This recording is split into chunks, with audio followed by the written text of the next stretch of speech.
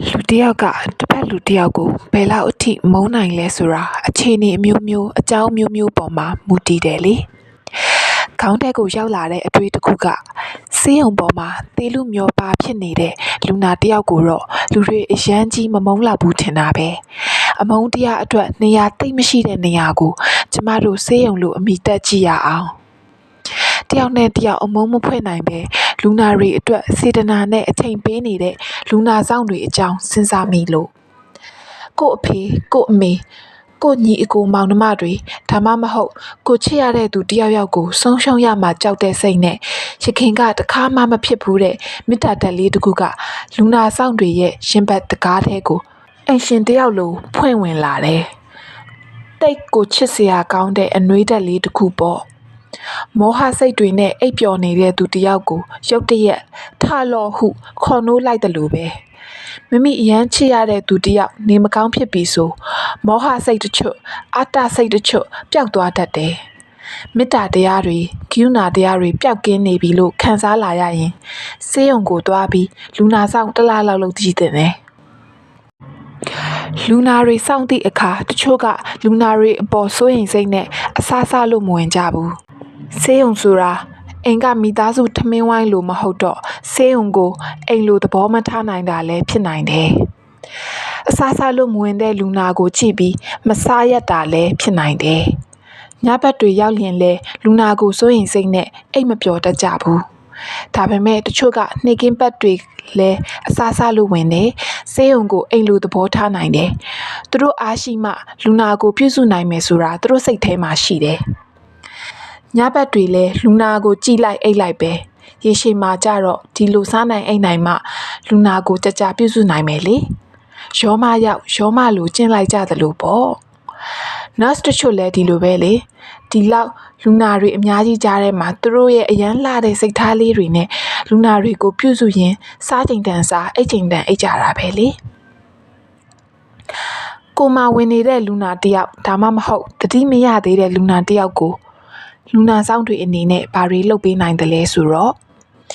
ဘေးနားမှာပုံမြင်တွေကိုတိုးငင်းတဖတ်ပြတာမျိုးကြပြတွေဖတ်ပြတာမျိုးတရားလေးတွေဖတ်ပြတာမျိုးတွေလူနာတွေရဲ့နားထဲကနေတဆင့်သူတို့ရဲ့မသိစိတ်ထဲကိုဝင်သွားပြီးစိတ်သက်သာရာရသွားနိုင်တယ်အကြောင်းမျိုးမျိုးကြောင့်လက်ဖြတ်လိုက်ရသည့်လူနာဆောင်ဖြစ်ခဲ့မယ်ဆိုရင်တော့သူ့ကိုထမင်းစားဖို့ပြင်ပေးတာမျိုးလက်ဆေးဖို့ပြင်ပေးတာမျိုးပြောတင်သည့်စကားကသူ့မှာလက်တစ်ဖက်မရှိတော့ပင်မဲ့အတန်တွေကြားနေရသေးတယ်တချင်းတွေနားထောင်လို့ရကြောင်းမျက်စိတွေကောင်းနေသေးတော့စာဖက်လို့ရကြောင်းရုပ်ရှင်ကြည့်လို့ရကြောင်းခြေတွေကောင်းနေသေးကြောင်းခြေထောက်တွေကောင်းနေသေးကြောင်းလမ်းတွေရှောက်နိုင်သေးကြောင်းပြောပြနိုင်တယ်အရသာခံနိုင်သေးကြောင်းလည်းပြောပြနိုင်တယ်ဘေးပတ်လည်ကသူ့ထပ်ဆိုးတဲ့လူနာတွေကင်ဆာသည်တွေကိုပြပြီးအားတင်းထားဖို့ပြောနိုင်တယ်အကယ်၍ကိုကကင်ဆာသည်တယောက်ဤလူနာဆောင်ဖြစ်နေလင်တော့သူ့ကိုအားပေးစကားပြောဖို့ခက်လိမ့်မယ်သူအဆိုးဆုံးနာကျင်ခံစားနေရတဲ့အချိန်တိုင်းသူ့ကိုတစ်ခုခုလှုပ်ပေးနိုင်တယ်အဲ့လိုလူနာတွေနားရောက်ရင်တော့ပြုံးဖို့မမေ့ပါနဲ့ကင်ဆာသည်တွေကတယောက်နဲ့တယောက်ခံနိုင်ရခြင်းမတူကြဘူးတချို့ကပြင်းထန်တဲ့စိတ်ဓာတ်မျိုးရှိကြကြောင်းနာကျင်မှုကိုတခြားသူတွေထက်ပိုပြီးခံနိုင်ရရှိတတ်ကြတယ်အဲဒီလိုကင်ဆာသည်တွေဆိုရင်တော့သူတို့နဲ့စကားပြောလို့ရနိုင်တယ်သူတို့ရဲ့ပြင်းထန်သည့်ယုံကြည်မှုတွေအပေါ်မှာကိုကလည်းသူတို့နဲ့ထပ်တူယုံကြည်နေကြောင်းပြောပြနိုင်တယ်တချို့ကနင်းလိုက်လျင်ခြိုက်ဝင်သွားတဲ့မြေပြော့လိုပဲစိတ်ထားကအစကတည်းကခိုင်ခိုင်မာမာမရှိတော့ကင်ဆာသည်တယောက်ဖြစ်လာတော့လေစိတ်တွေကဟိုးအဆုံးထိကျသွားတာပေါ့အဲ့ဒီလိုလူတွေရဲ့စိတ်ကကင်ဆာဖြစ်နေသည့်အချိန်တွင်နာကျင်မှုတွေစီပဲစိတ်တွေရောက်နေတာပေါ့သူတို့ကိုပြုံးပြနိုင်တယ်ခြေချောင်းလက်ချောင်းလေးတွေကိုနှိမ့်နေပေးနိုင်တယ်ကိုလက်တန့်စင်ပေးနိုင်တယ်လူနာဆောင်တွေသတိထားရမယ့်အချက်က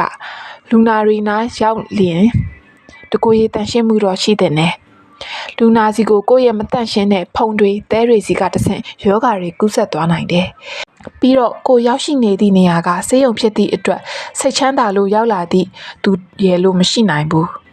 အဆိုးဆုံးအခြေအနေကိုလည်းရောက်သွားနိုင်တာကြောင့်ကိုယ့်ရဲ့စကားလေးတစ်ခုအပြုတ်မှုလေးတစ်ခုကအစအရေးကြီးတယ် ကိုပြောလိုက်သည့်စကားကြောင့်လူနာကိုအချိန်မရွေးစိတ်သက်ကြသွားစေနိုင်တယ်လူနာတွေကိုအစွမ်းကုန်ကုသပေးနေတဲ့ဆရာဝန်တွေနဲ့ nurse တွေကိုလည်းစိတ်ကျသွားစေနိုင်တယ်တခါတလေဆရာဝန်တွေကလူနာတွေအတွက်ဆေးဝယ်ခိုင်းတာမျိုးတွေရှိတတ်တယ်အဲ့လိုအခါမျိုးတွေမှာတန်းစီရတာမျိုးတွေရှိတတ်တယ်ထို့အခါတစ်ခုစိတ်ထဲမှာထားရမှာကဆေးလာဝယ်ပေးသည့်သူတိုင်းကလူနာအတွက်လာဝယ်ပေးကြတာဖြစ်တယ်ကိုတယောက်တည်းဘဝရှိတာမဟုတ်ဘူးသူတို့တွေမှာလည်းဘဝတွေရှိတယ်သူတို့ချစ်တဲ့သူတွေကိုဆုံးရှုံးရမှာကြောက်သည့်စိတ်တွေရှိတယ်ထို့ကြောင့်သူတို့တွေကိုကိုယ့်ရဲ့ညီကိုမောင်နှမတွေလိုသဘောထားပြီးစိတ်ရှည်ပေးပါလူနာဆောင်သည့်အခါတချို့ကကိုယ့်လူနာကိုဆုံးရှုံးရတော့မယ်ဆိုတဲ့အသိကြီးနဲ့စောင့်ကြရတယ်အဲ့လိုအခိုက်အတန့်တွေမှာလူနာကိုကူညီပေးခြင်းသည့်စိတ်ကလွဲပြီးလူနာကိုတခဏလေးသက်သာစေခြင်းသည့်စိတ်ကလွဲပြီးဘာမှမလိုချင်တော့ဘူးအဲ့ဒီလိုအခါမျိုးတွေမှာကိုလူနာမပါဘဲပြန်သွားရတော့မယ်ဆိုရင်စိတ်ကိုကြိုတင်ပြင်ဆင်ထားပြီးအကောင်းဆုံးတွေလူနာကိုလှုပ်ပေးလိုက်ပါတေချင်းတရားဆိုတာတဘာဝရှေးပေးလေပေးတွေလိုပဲကိုယ့်ရဲ့ထိန်းချုပ်မှုအောက်မှာမရှိနိုင်ဘူးဆိုတာလက်ခံလိုက်ပါကိုယ့်ရဲ့လူနာမကြခင်မှာပြန်တက်တာလာတော့မယ်ဆိုရင်လေအရင်တုန်းကမရှိခဲ့ဘူးဒီတနာစိတ်လေးတွေစေတနာစိတ်လေးတွေနဲ့လူနာကိုပြုစုလိုက်ပါအဲ့ဒီလိုအခြေအနေရောက်သည့်အခါနေဝင်စည်းစာတွေကအရင်ကထက်လှနေတယ်လို့မျိုးကျင်းငတ်လေးတွေရဲ့အတန်ကအရင်ကထက်ပိုပြီးတာယာနေတယ်လို့မျိုးခံစားရလိမ့်မယ်ကျမနေမကောင်းရမ်းဖြစ်ပြီးပြန်ကောင်းလာတော့ကလေးလုံးဆက်လေးရေးခဲ့ပါတယ်အဲ့ဒီလေးလုံးဆက်လေးကနေမင်းထွက်လှပျော်ကာမတိခဏတိကပျော်ရွှင်ခြင်းကထာဝရလောငှက်တို့တန်တာနားဆွင့်ကာမရှာတွေ့နိုင်မိတန်ကျင်စစ်ကိုရင်တွင်ခုနာငိုတိုင်းသုံးရင်ငိုကြွေးခြင်းကထာဝရလောကျမတို့ယောဂဝေဒနာတွေနဲ့အလူးလဲခံစားနေရတဲ့အချိန်မှာနေမင်းရဲ့အလှကိုကျမတို့မခံစားနိုင်ပါဘူးကျမတို့ပျော်ရွှင်နေတဲ့အခါမှာပဲနေမင်းရဲ့အလှကိုခံစားနိုင်ပါတယ်ပြီးတော့ငှက်တွေရဲ့အတန်ကိုနားဆွင့်နိုင်ဖို့ဆိုတာလဲကျမတို့နေကောင်းကျန်းမာနေဖို့လိုအပ်ပါတယ်